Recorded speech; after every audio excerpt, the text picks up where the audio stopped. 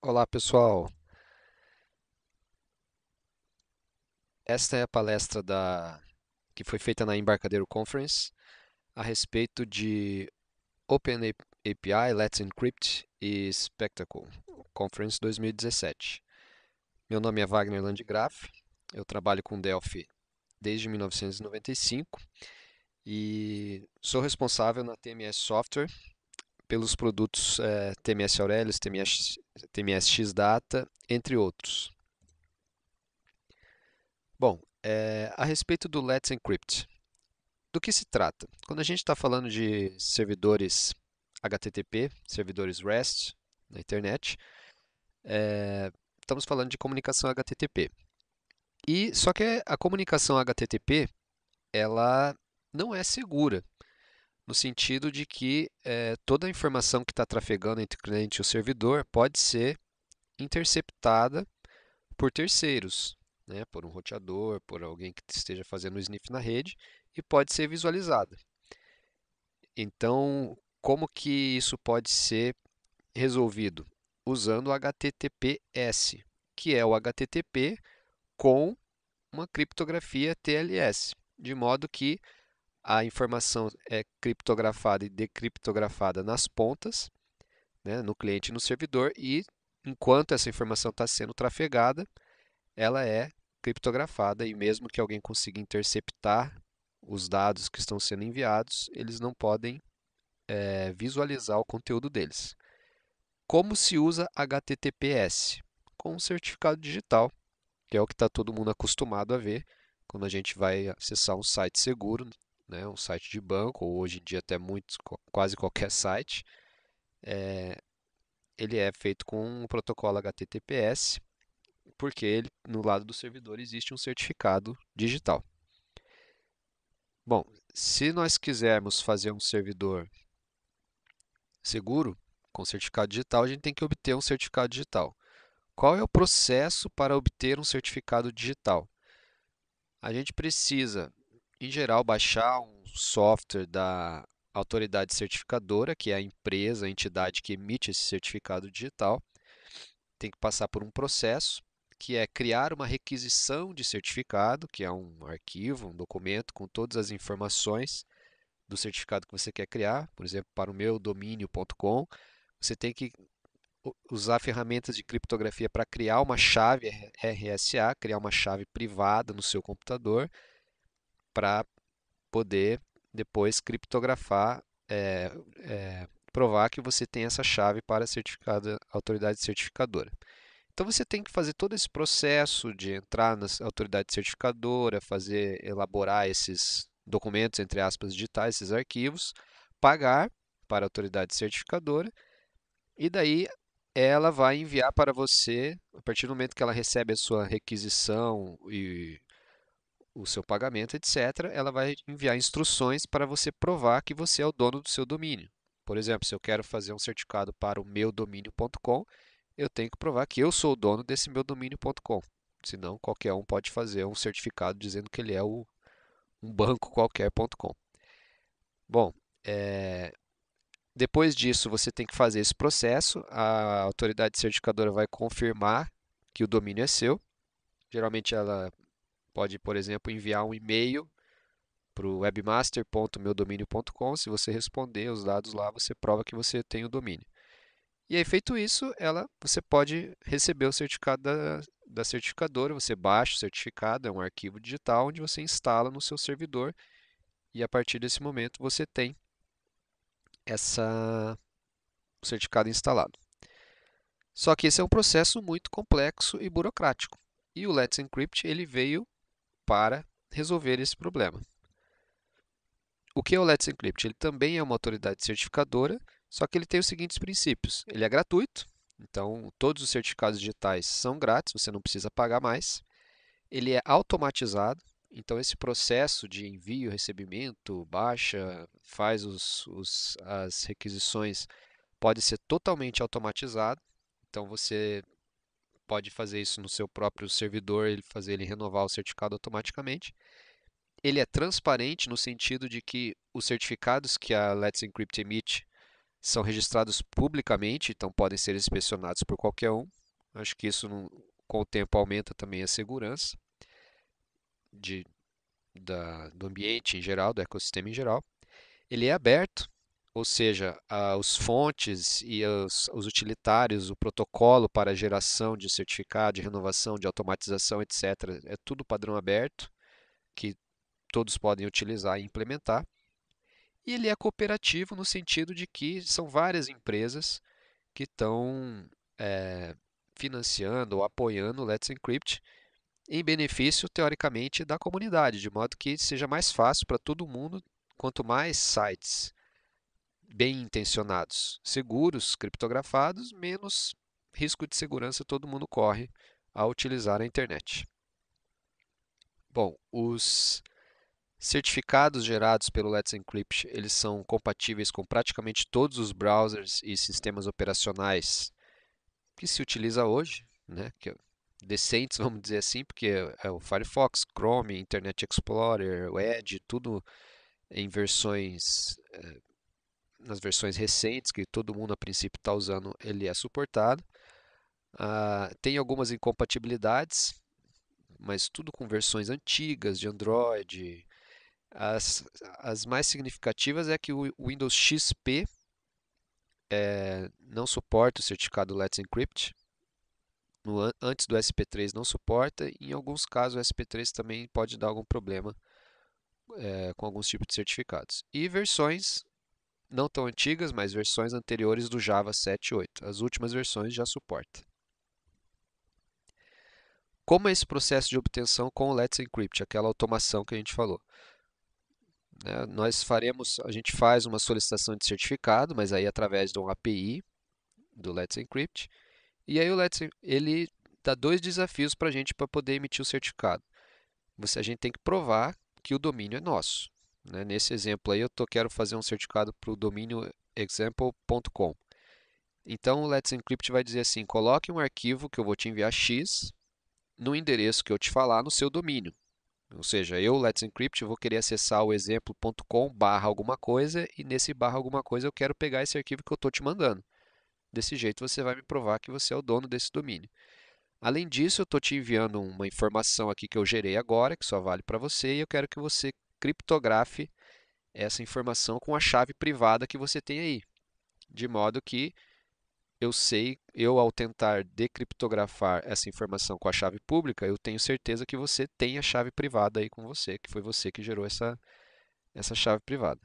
Então, uma vez que a gente faça esses processos, coloque o arquivo no nosso site e criptografe essa informação que o Let's Encrypt pediu, a gente pode baixar o certificado para esse domínio tranquilamente. E claro que esse processo pode ser totalmente automatizado. Como? No site do Let's Encrypt, nesse endereço Client Options, existe uma lista de várias ferramentas e bibliotecas gratuitas para você gerar esse certificado. A recomendada é o Certbot. O único problema para a gente que usa Delphi, no caso aqui o Spark ou o Xdata ou até mesmo o DataSnap, é que ele não suporta o Windows. Mas existem outras opções para o Windows que seriam o Certify, que é uma aplicação desktop com uma interface de usuário gráfica, e o Let's Encrypt WinSimple, que é uma linha de comando. Então aqui eu vou demonstrar como gerar um certificado com Let's Encrypt usando essa ferramenta Let's Encrypt WinSimple, que é essa linha de comando para gerar o certificado no Windows. Ele é bem simples e eu vou usar como exemplo aqui um servidor Xdata, feito com o TMS Xdata, uma framework bem fácil de se fazer um servidor REST. O servidor está pronto e eu vou mostrar. O servidor está pronto, está rodando no endereço, num domínio na web, e eu vou mostrar como criar um certificado para ele. Bom, esse é o site que é a API que está rodando no endereço appdevgens.com. Está aqui ele respondendo, a gente vê que não tem certificado, sua conexão não é segura. Então eu vou baixar o Let's Encrypt desse endereço do GitHub. Ele tem um zip aqui para a gente baixar, eu já baixei. E você baixando esse zip, você pode jogar no teu servidor. No caso aqui, o meu está na Amazon. Já coloquei ele aqui. Vou descompactar a linha de comando numa pasta qualquer. Let's Encrypt. E eu vou rodar ele pela primeira vez aqui. A primeira coisa que eu tenho que fazer é configurar aqui, alterar uma configuração, no caso que eu uso o Sparkle, porque ele está pré-configurado para o IIS, eu não vou usar. Então eu vou tirar aqui, eu vou dizer que a minha store do certificado não é o web hosting, mas é a minha store do certificado personal aqui. Bom, feito isso, ele vai salvar o certificado nesse Store My. Eu vou então rodar o Let's Encrypt pela primeira vez.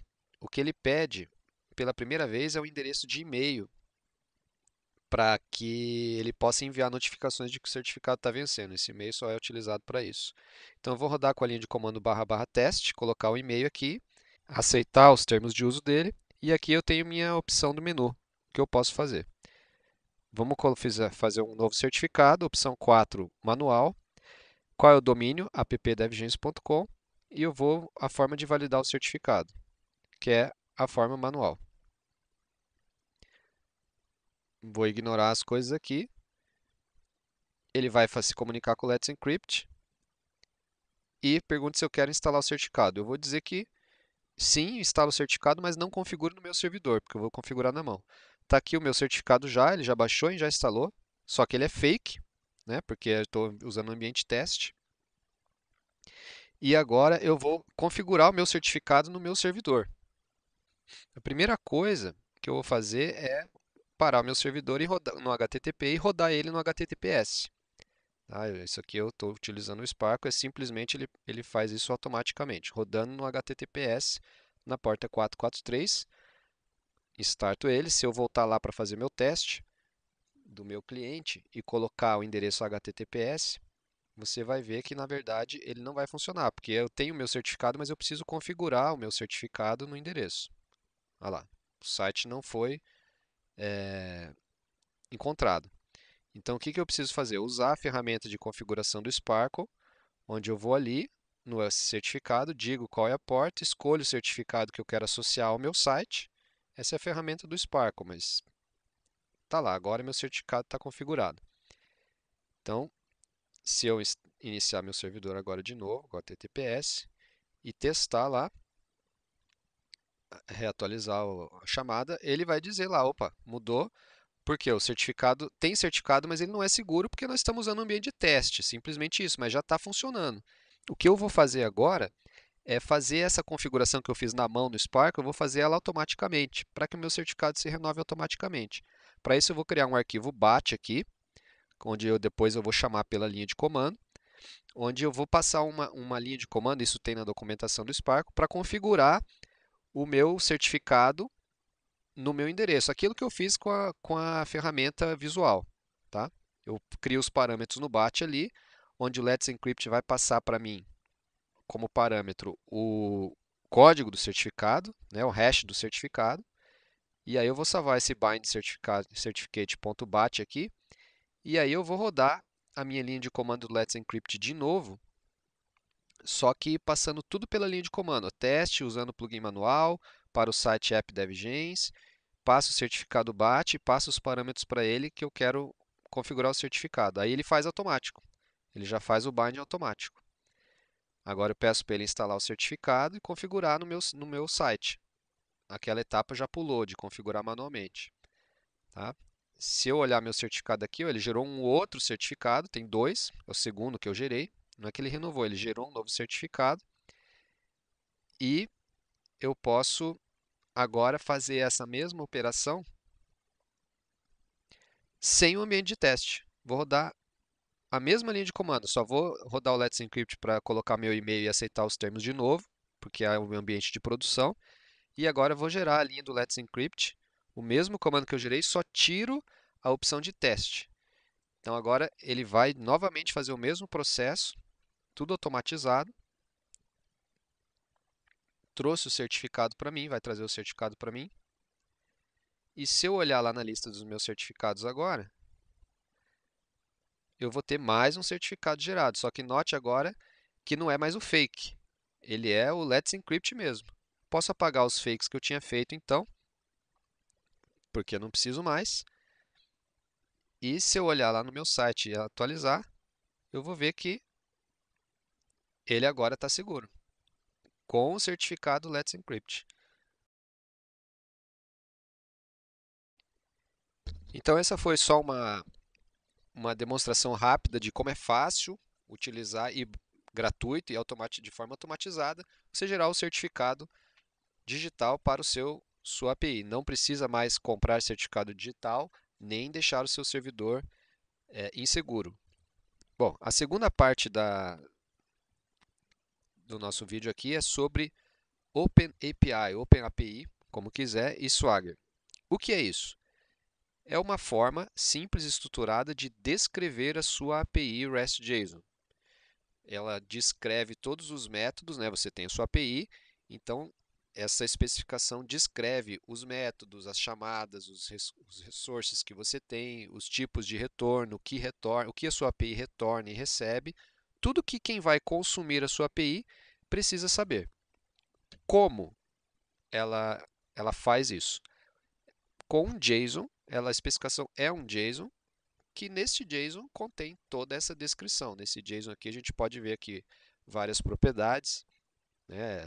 A versão do Swagger, informações, o host, minha API está no app.devgens.com, quais os endereços que essa API oferece, né? Então, /álbum, com parâmetro ID, tem o método get, então aqui ele é um JSON que contém a especificação da sua API. Quem está por trás do Swagger?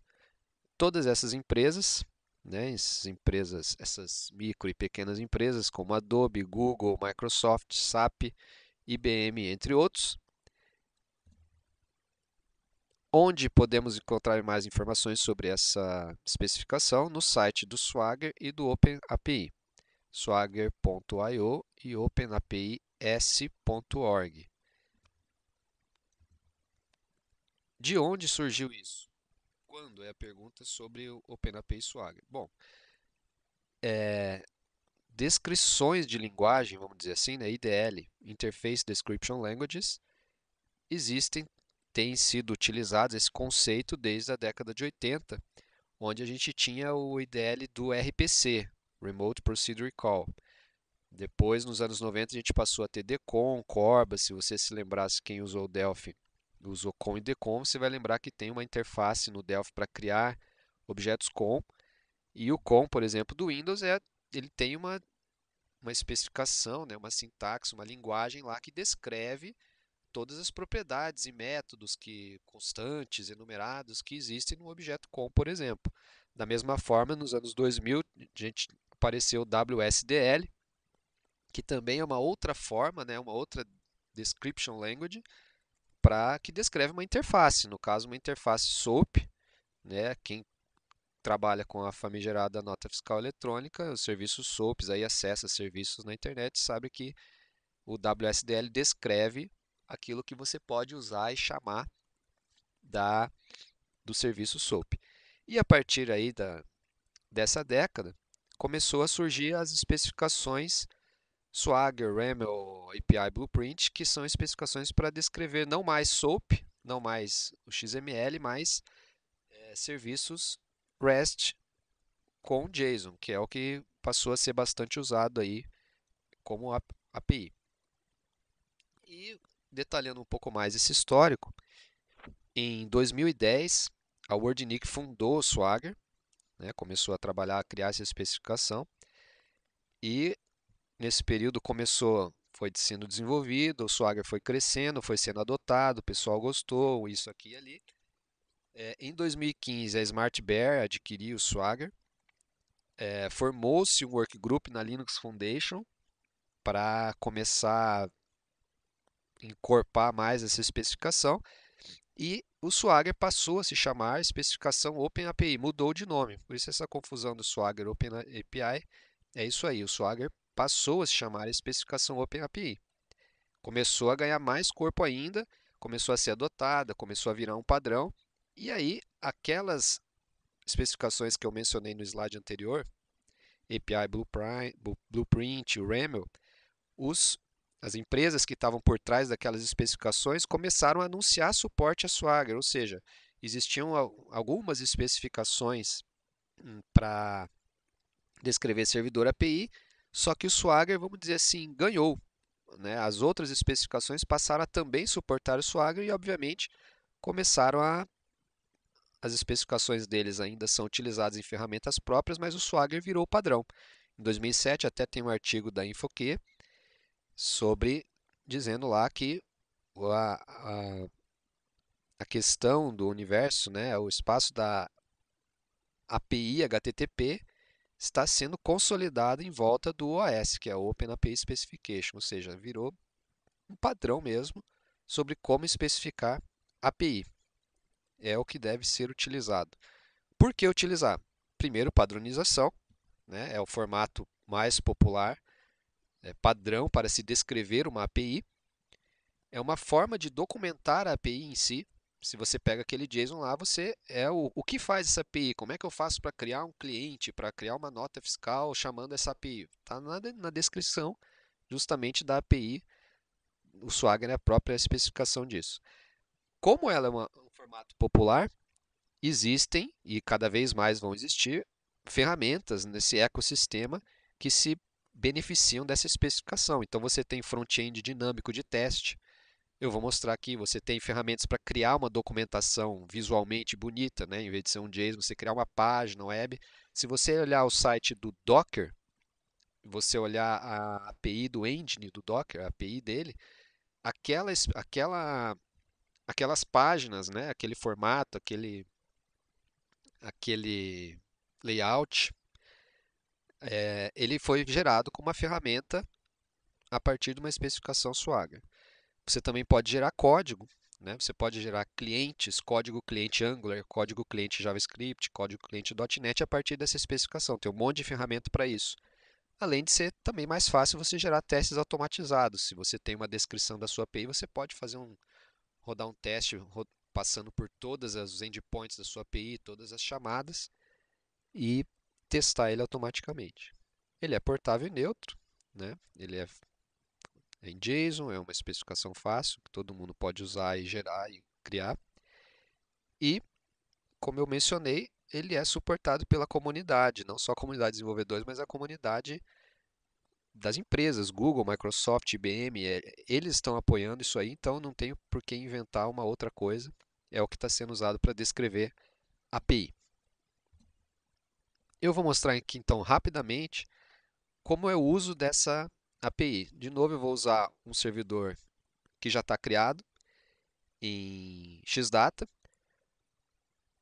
Muito bem, aqui eu tenho a minha aplicação, meu servidor API, servidor REST, é um servidor Xdata. Inclusive, na verdade, isso aqui é o demo que vem quando você instala o Xdata, ele tem um demo, né, um tutorial aqui, que é esse fonte aqui que ele já está rodando. Se eu rodar aqui, esse servidor, ó, vamos olhar aqui, ó, ele está rodando nesse endereço, 2001/tms/music, tá? Eu vou executar ele aqui e aqui eu estou chamando ele aqui, é isso que ele traz aqui no raiz. Então ele tem essa lista de entidades, se eu fizer, por exemplo, um /artist aqui, ele vai me listar uma lista de objetos aqui que eu tenho pré-gravado no banco de dados. Bom, você viu aqui que eu fiz um /artist aqui. Se eu fizer um /álbum, por exemplo, ele vai mostrar a lista de álbuns. Se eu der um post aqui nessa lista, nesse endereço, eu posso criar um novo álbum passando um JSON. Mas aí a pergunta é justamente, quais são os endereços todos que são disponíveis? Eu tenho álbum, eu tenho artista, eu posso atualizar um artista, eu posso apagar. Se eu quiser criar um artista, qual é o JSON que eu tenho que passar? Então é isso que faz o Swagger. O Xdata ele já gera o Swagger automático para você. Basta você usar essa unit aqui, xdata.openapi.service, e chamar esse método aqui, register open API service. Tá? Isso vai fazer com que ele publique o Swagger no endereço específico aqui, que é o localhost /tmsmusic/openapi.swagger.json.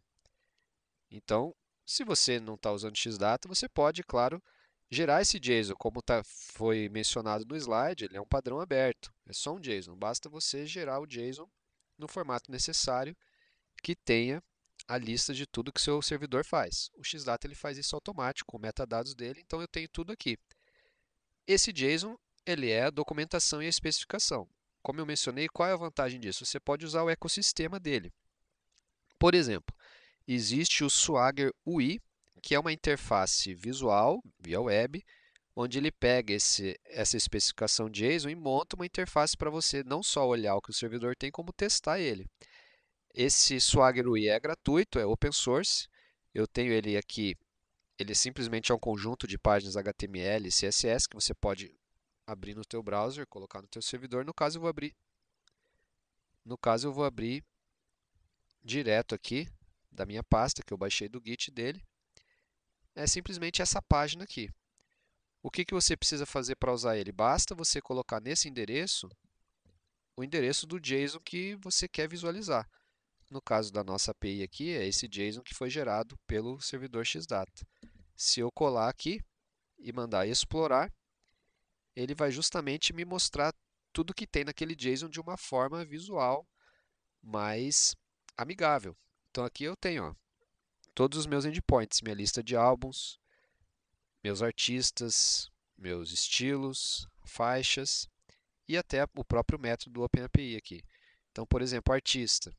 Eu tenho nesse endereço barra artista, eu posso fazer um get para buscar uma lista de artistas, tem um monte de filtros que eu posso usar.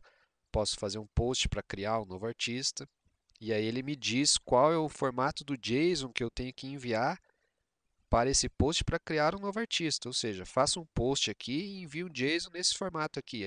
Passe o ID ou não passe e passe o nome do artista. Da mesma forma, eu posso buscar um artista específico por um ID, etc. Então, esse que é o legal do Swagger.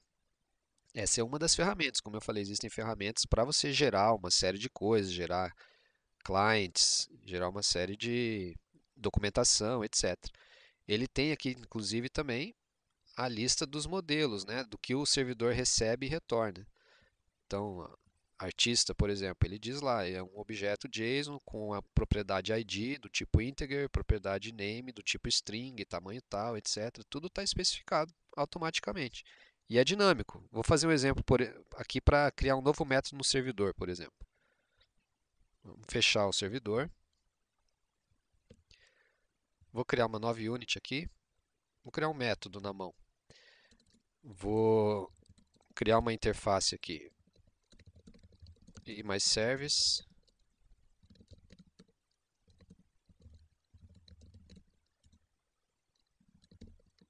Vou criar uma função aqui que vai ser chamada via http-get, chamada hello. E vou passar um nome nessa função. E aí vou criar essa implementação aqui.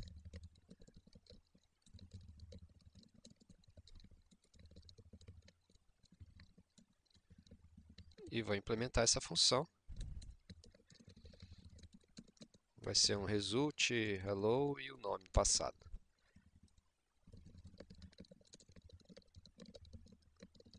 Vou registrar esse serviço aqui para o meu executável não tirar. E para eu poder rodar isso aqui a partir do servidor, eu só preciso colocar um atributo especial do Xdata, que é o Service Contract aqui, e o Service Implementation aqui.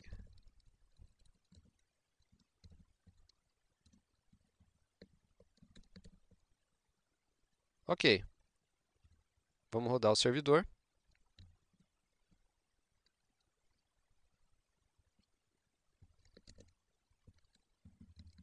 Se eu tentar executar aquela minha função,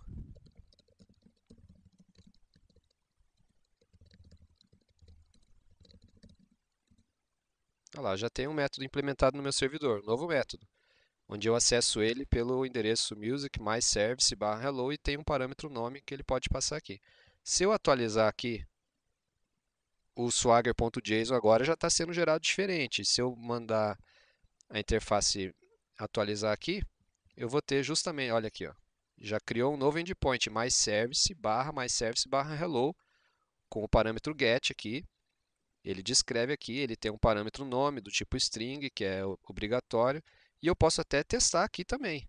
Se eu passar aqui, por exemplo, o parâmetro de novo aqui, vamos passar Swagger aqui, e pedir para executar, ele vai me passar o endereço, né? A interface me diz qual é o endereço que eu tenho que chamar para executar isso aqui, e aqui a resposta que o servidor me enviou. Hello, Swagger. O tipo de resposta. Então, o legal é essa parte aqui. Ele documentou para mim o serviço que eu acabei de criar. Se eu quiser consumir, para quem não conhece como o servidor foi implementado, isso aqui está descrevendo os clientes que querem acessar, estão descrevendo, sabem como utilizar o meu servidor. Ok?